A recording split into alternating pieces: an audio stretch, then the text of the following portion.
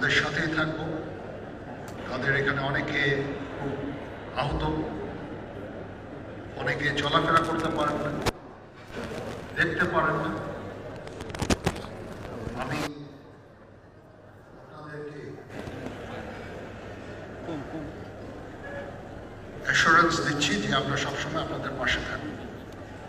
আজকে এই ইফতার আয়োজন এবং আপনাদের যে আর্থিক সহায়তা ভবিষ্যতে আজকেও কিছু কিছু করে আমরা দিব, এর উদ্দেশ্য এটার জন্য এই যে আমাদের বিজনেস এন্টারপ্রেনার ব্যাংকার্সরা তারাও এখানে উপস্থিত হয়েছেন,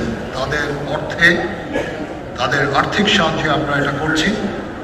তাছাড়াও ডিজিএফআই আপনাদের জন্য টাকা অর্থ দান করেছেন, সেই অর্থ আপনার কাছে পৌঁছাবে ইনশাআল্লাহ। এসএসএফ স্পেশাল সিকিউরিটি ফোর্স টাকা দিয়েছেন এবং এই সমস্ত ব্যাংকাররা টাকা দিয়েছেন। আমরা সেনাবাহিনীর তরফ থেকে টাকা খরচ করছি। আমরা আজ 4200-র উপরে আহতদের চিকিৎসা আমরা দিয়েছি এবং দিয়ে যাচ্ছি। আমাদের এই সাহায্য সহযোগিতা সবসময় জারি থাকবে ইনশাআল্লাহ।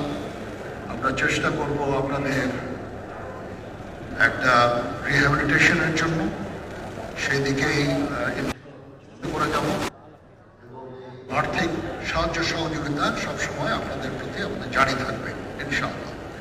আপনারা কখনো মনোবল হারাবেন না, মনোবল হারানোর কিছু নাই। আপনারা জাতির কৃতি সন্তান, দেশ এবং জাতির জন্য অনেক কিছু ত্যাগ করেছেন। আমি আপনাদের অভিনন্দন জানাচ্ছি, প্রতি কৃতজ্ঞতা জানাচ্ছি এবং আপনাদেরকে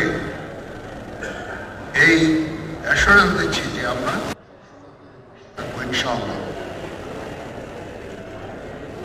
সবাই ভালো থাকেন। এখন মোনাজাত হবে, মোনাজাতের পরে আমরা ইফতার করবো ইনশাআল্লাহ। ধন্যবাদ সবাইকে।